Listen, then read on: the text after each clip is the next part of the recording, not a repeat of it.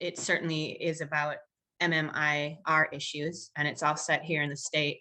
But it's also about healing. It's about surviving. It's about white supremacy here in the state. It's partly historical fiction. So there's incidences and historical figures that appear in the book.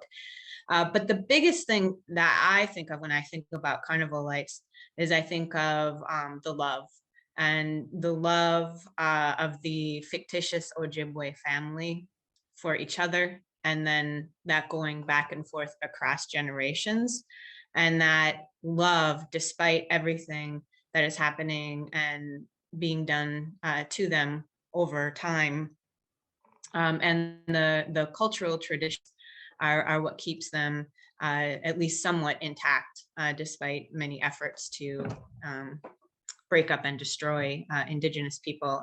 And in this story, the Braun family is the name of the fictitious Ojibwe family. And the section I'm going to read, it's just going to be a little blurb. The book focuses, the forward story focuses on two teenage Ojibwe girl cousins who leave a fictitious northern Minnesota reservation up there by Duluth and come down to Minneapolis in August of 1969. And so their story is really set over the course of just a few weeks, but there's a lot of backstory, and time kind of flows in and out for the girls and also for the family. So those connections across generations, I think, really come through in the book. And the section that I'm going to read is about their Auntie M, who's just a little bit older than them, but she disappears and is held in a house in Virginia, Minnesota, and then she escapes the house and has run off into the woods. And that's where I'm going to pick up this little excerpt here. So excuse my cat here. I hope she's not too loud. She likes to be in the mix. So where M is called Thatcher's Trail. Thatcher's Trail, July 1969. M dozed, woke, dozed, woke. The forest had been awake for hours. She took in a thicket of huge ferns, calm and still, next to her. She listened to squirrels, birds, insects. She didn't want to be seen. Desperate, she searched for moisture on the giant underside of the fern arching above her.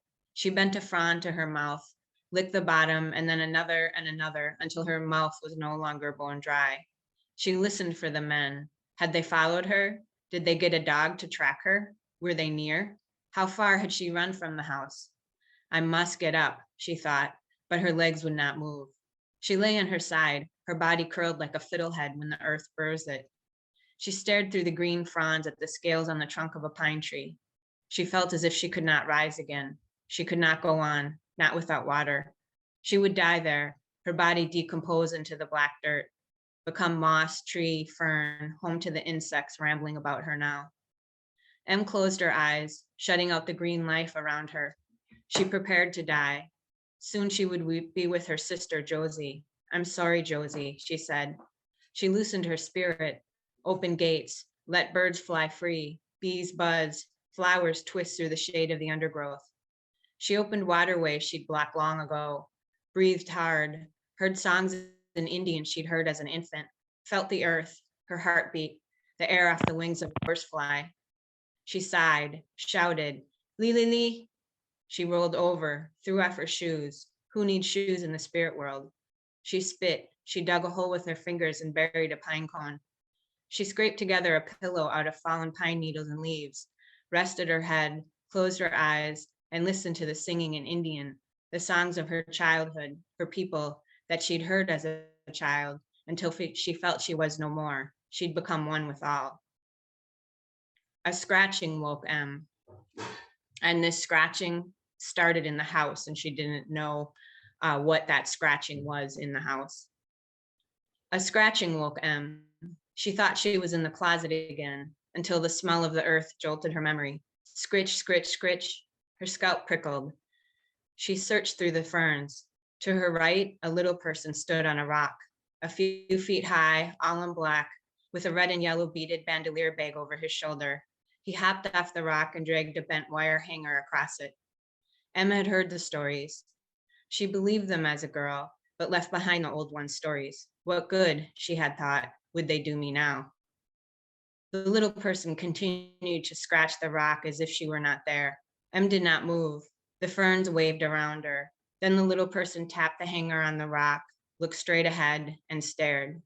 He stood, putting one hand on a knee and pushing off to get to his feet. He slipped the hanger under his armpit and walked, with a slight limp, in the direction he had stared. Em did not move. He disappeared into the undergrowth. Still, Em did not move. Seeing him frightened, enlivened, and shocked her, because she had turned away from the old ones, from their ways. Her common sense had dulled. She should have known to follow him. She should have understood his cues, but she did not.